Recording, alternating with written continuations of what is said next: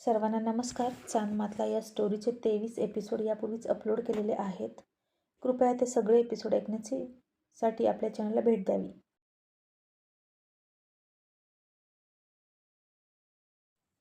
आता मालन कस्तुरीची हकीकत सांगत भूतकाळात हरवून गेली. कस्तुरी खरंच अगदी कस्तुरीसारखा सुगंध तिच्या अंगाला यायचा आणि तिचं सौंदर्यसुद्धा अप्रतिम होतं. म्हणूनच तिच्या आईबाबानं तिचं नाव कस्तुरी ठेवलं होतं. लहानपणापासूनच खूप हुशार होती, तडफदारसुद्धा होती, प्रामाणिक आणि एकनिष्ठ. हळूहळू मोठी झाली. ती या गावची नव्हती. हे गाव तिचं सासर आहे आणि तिचा नवरा म्हणजे जयवंत, अत्यंत हुशार आणि या गावातला पहिला शिकलेला मुलगा. तो सुद्धा या गावात राहत नव्हता. मोठा होईपर्यंत मामाच्या गावाला राहत होता. आता जिथं कस्तुरी झोपते ना, तिथंच त्यांचं जुनं घर होतं आणि त्या घरावर सरपंचाचा डोळा होता. जयवंत लहान होता. त्याचे वडील वारले होते. तो त्याच्या आईसोबत त्या घरात राहायचा. सरपंचानं ती चौकातली जागा बळकावण्याचा प्रयत्न केला. जयवंतला सुद्धा लहानपणीच मारण्याचा प्रयत्न केला आणि त्याची आई जयवंतला घेऊन माहेरी गेली. जयवंत तिकडेच लहानाचा मोठा झाला, शिकला, कुठेतरी नोकरीला सुद्धा होता आणि आता त्याला वाटू लागलं की आपण आपल्या गावी यायचं, कुठपर्यंत मामाच्या दारात राहायचं. आई तर तिकडेच वारली होती. मग एके दिवशी जत्रेमध्ये त्याची आणि कस्तुरीची भेट झाली. उंचपुरा, देखणा, सुस्वभावी, तितकाच करारी जयवंत कस्तुरीला पहिल्या नजरेत आवडला आणि चवळीच्या शेंगासारखी नाजूक, कोमल, गोरी, देखणी, कमळासारखे डोळे असलेली कस्तुरी जयवंतला सुद्धा फार आवडली. दोघांनीही एकमेकांची चौकशी केली आणि एकमेकांना पसंत केलं. कस्तुरीच्या स्वभावाप्रमाणे ती जयवंतला घेऊन तिच्या आईबापाकडे गेली आणि मला जयवंत पसंत आहे, मी याच्याशी लग्न करणार असं म्हणाली. तिच्या घरच्यांना सुद्धा जयवंत खूप आवडला आणि दोघांचं लग्न झालं आणि जयवंत कस्तुरीला म्हणाला, आपल्या चंदनपूरमधल्या गावातच आपली सुहागरात होईल. कस्तुरीनं सुद्धा त्याला परवानगी दिली आणि नव्या नवरीला म्हणजेच कस्तुरीला घेऊन जयवंत घरी आला. हे घर अजूनही सरपंच घेऊ शकला नव्हता, पण त्याचा त्या घरावर पूर्वीपासूनच डोळा होता, कारण जागा मोक्याची होती. आणि आता तर काय, त्यानं कस्तुरीला पाहिलं आणि त्याचा कस्तुरीवरच डोळा होता आणि त्यानं वाड्यावर जयवंतला बोलवून घेतलं आणि म्हणाला, या गावात अशी पद्धत आहे की जी पण नवीन नवरी येईल ती पहिली माझ्याकडे येणार. एक रात्र ती माझी सेवा करणार आणि मग तिच्या नवऱ्याची. आणि हे ऐकलं आणि जयवंतला फार राग आला. तिथंच त्याची आणि सरपंचाची भांडणं लागली आणि जयवंत म्हणाला, माझा जीव गेला तरी तुझी ही पद्धत मला मान्य नाही. नराधमा, तू काय बोलतोस, तुला कळतं का?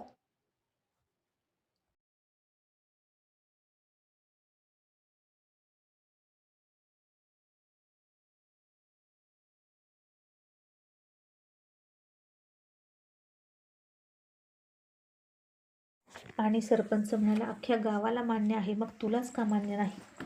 जयवंत म्हणाला, अख्खं गाव तुझं तळवं चाटत असेल, पण मी चाटणार नाही. तुझा माझ्या घरावर पूर्वीपासून डोळा आहे, मला माहीत आहे. ती चौकातली जागा तुला हवी आहे ना? माझी आई सांगायची की तू कशाप्रकारे आम्हाला त्रास दिलास, पण आता नाही. लक्षात ठेव, आता मी मोठा आहे आणि मी सुशिक्षित सुद्धा आहे.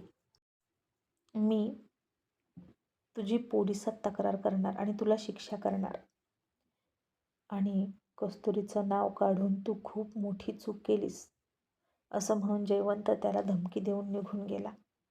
मग आता छोट्याशा घरात त्याची आणि कस्तुरीची त्या दिवशी सुहागरात साजरी झाली. राजा राणीचा संसार सुरू झाला. जयवंत कस्तुरीवर आणि कस्तुरीचं जयवंतवर खूप प्रेम होतं. चौकातच घर असल्यामुळे आणि सगळे टपोरी मुलं आणि सरपंचसुद्धा पानटपरीवर येऊन बसायचा कस्तुरीला बघण्यासाठी.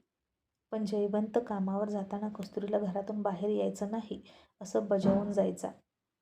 तुझी जी काही कामं असतील ती मी असेपर्यंतच करून घे असं म्हणायचा आणि कस्तुरी घरासमोर काम करत असताना जयवंत तिच्यासोबत थांबायचा, त्यामुळे कोणीच तिच्याकडे बघायचं नाही.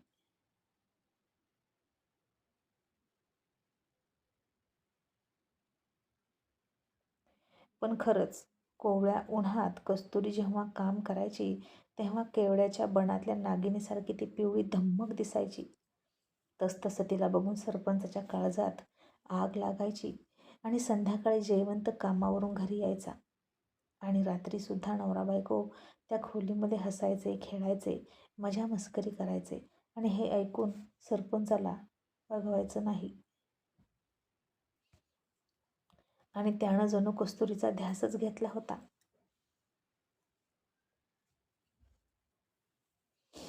मग एक दिवशी कस्तुरी आमच्या सोबतच जयवंतला सांगून नदीवर निघाली आणि तिथे सरपंच आडवा आला. त्यानं कस्तुरीचा हात पकडला. कस्तुरीनं तिथंच त्याच्या कानाखाली दिली. सरपंचाचा तर अपमान झालाच, पण नंतर जेव्हा जयवंतला हे कळालं तेव्हा चौकातच जयवंतानं सरपंचाला गाठलं आणि खूप मारला, अगदी तोंडातून रक्त येईपर्यंत. आणि सरपंचानं जयवंतावर डोक धरला आणि त्याच्या घरावर डोळा होताच. नंतर आता कस्तुरीसुद्धा हवी होती, पण आता त्याला घरही पाहिजे होतं, कस्तुरीसुद्धा पाहिजे होती आणि जयवंताला संपवायचा सुद्धा होता. आणि तो त्याच संधीची वाट बघत होता. जयवंतसुद्धा चिडला होता आणि तो हळूहळू सगळ्या लोकांना एकत्र करत होता आणि सरपंचाविरुद्ध आपण लढूया असं म्हणायचा. आपली बायको, आपली सून लग्न होऊन या गावात येते, घरात येते आणि तिची इज्जत करायची सोडून सरपंचांच्या पलंगाची शोभा करायला पाठवता का तिला? तुम्हाला लाज वाटली पाहिजे, असा जयवंत सगळ्यांना उद्देशून म्हणाला. बोला, आजपर्यंत कुणी कुणी आपली सून, आपली बायको तिकडं पाठवली आणि आता खूप सारे हात वर आले आणि जयवंत म्हणाला, लाजा वाटल्या पाहिजेत तुम्हाला, नामर्द आहात तुम्ही. मी माझी बायको तिकडं पाठवली नाही. त्यानं माझं काय उपटलं? काहीच नाही. तो डरपोक आहे, तो काहीच करणार नाही. 4 गुंडांच्या जीवावर तो तुम्हाला घाबरवतो आणि तुम्ही घाबरता म्हणून तो तुम्हाला घाबरवतो आणि त्याची ताकद आपणच आहोत आणि आपणच त्याचा पाठिंबा काढून घेतला तर तो काहीच करणार नाही. लक्षात ठेवा, जो गाव करतो तो राव करत नाही.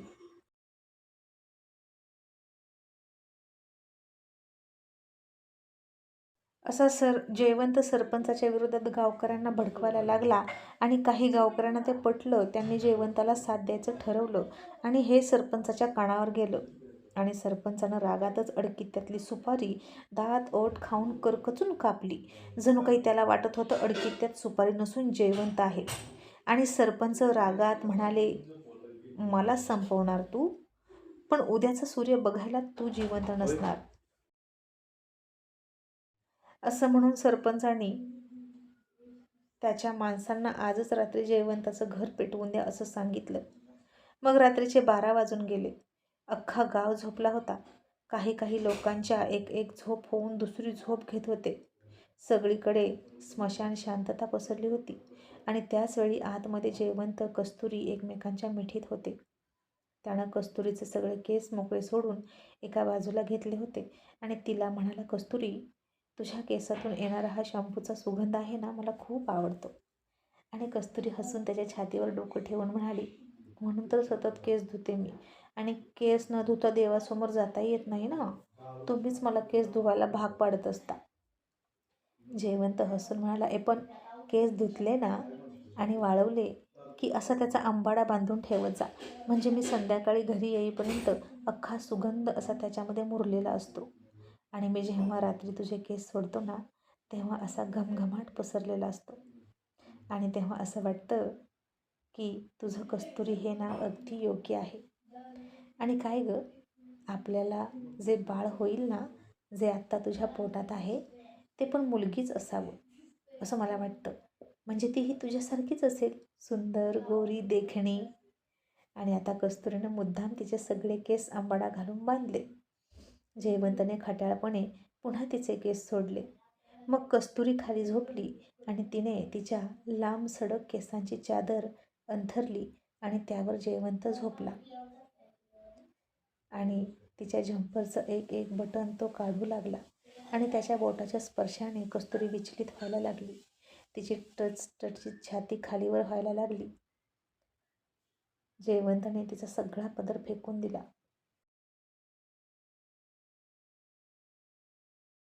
आणि तिच्या छातीच्या खोलग्यामध्ये त्यानं त्याचं तोंड घातलं.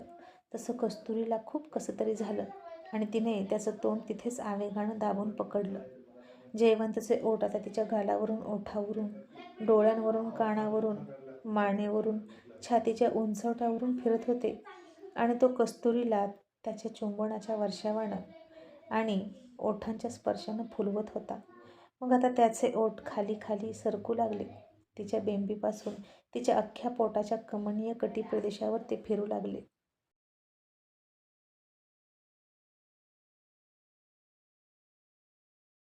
तसं कस्तुरीने तिच्या छातीचा भाग उंचावला आणि आता तिला धीर धरवत नव्हता. तिने जयवंतला तिच्यात प्रवेश करायला सांगितलं आणि जयवंत तिची साडी तिच्या शरीरापासून वेगळी करणार इतक्यात त्याला कसला तरी वास आला आणि तो रॉकेलचा उग्र वास घेऊन त्याला थोडी शंका आली.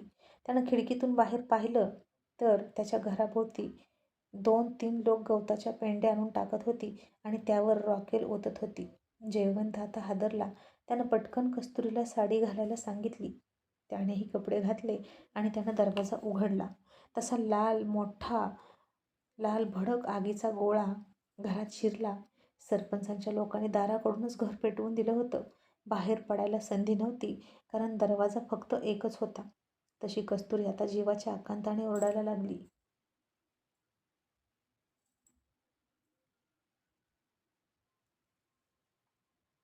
अख्खा गाव झोपला होता. तिचा आवाज ऐकून कुंत्री भुंकायला लागली.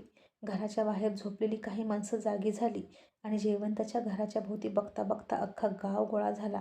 पण आता त्या आगीमध्ये शिरायची आणि त्या दोघांना वाचवण्याची कोणाची हिंमत नव्हती. कस्तुरी रडायला लागली आणि तिनं जयवंताला मिठी मारली आणि म्हणाली, "आहो, आता काय करायचं? आता आपण मरणार."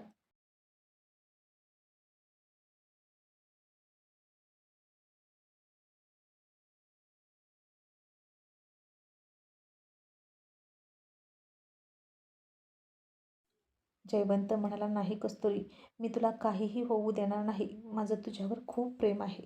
तू बाहेर जा. हे घोंगडं पांघर आणि जा आणि मीही वेळ मिळाला की बाहेर येतो." कस्तुरी त्याला मिठी मारत म्हणाली, "नाही, मी एकटी नाही जाणार. मेलो तर दोघं सोबत मरू. नाहीतर मी जगून काय करू तुमच्याशिवाय?" जयवंत म्हणाला, "कस्तुरी, अगं नाही मरणार आपण. आपल्याला जगायचं आहे. आपल्या बाळासोबत अजून खूप संसार करायचा आहे. मीही बाहेर येणार आहे. पण त्याआधी तू बाहेर जा. तुला माझी शपथ आहे. तुझ्या पोटात आपलं बाळ आहे. तुला जगायला लागेल." असं म्हणून त्यानं ओलाणीवरची तिची 1-2 साड्या घेतल्या.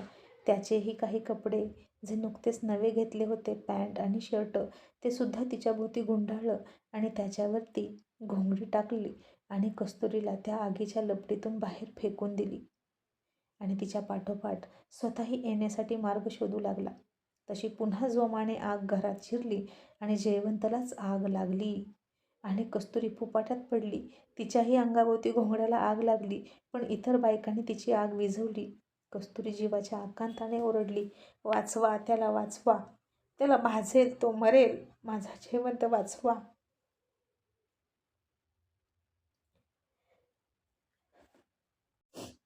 आता गावकरी कळशीनं बादलीनं पाणी आणत होते, पण त्या पाण्यानं ती आग विझता विझणार नव्हती आणि बघता बघता अख्खं घर जळून राख झालं. जयवंत सुद्धा आगीत होरपळून मरण पावला आणि जयवंत आणि कस्तुरीची सुखी संसाराची स्वप्न त्या आगीत होरपळली आणि जळून राख झाली.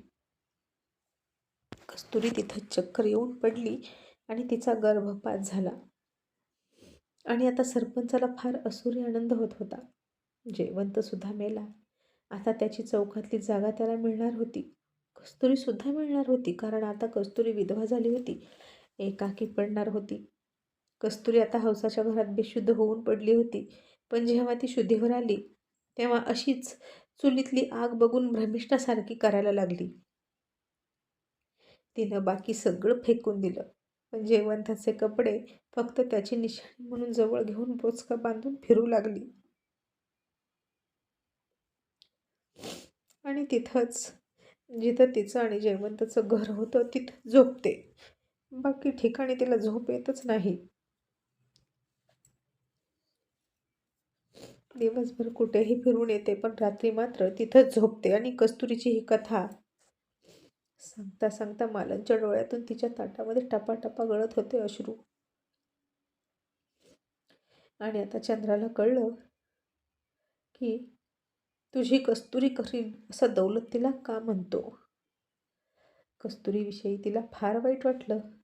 त्यासोबतच त्या नराधम सरपंचाचा तिला खूप राग आला आणि त्याचा कोणी कर्दनकाळ आहे की नाही असाही तिला प्रश्न पडला. आणि त्याचवेळी कपाटावर ठेवलेलं ते चंद्राच्या आकाराचं लॉकेट कपाटावरून उंदरानं खाली पाडलं आणि तिकडं चंद्रानं पाहिलं आणि हा कसला संकेत म्हणायचं हे तिला कळेना. आणि ज्याचं हे लॉकेट आहे तोच असेल का सरपंचाचा कर्दनकाळ? हे पाहणं इंटरेस्टिंग ठरणार आहे.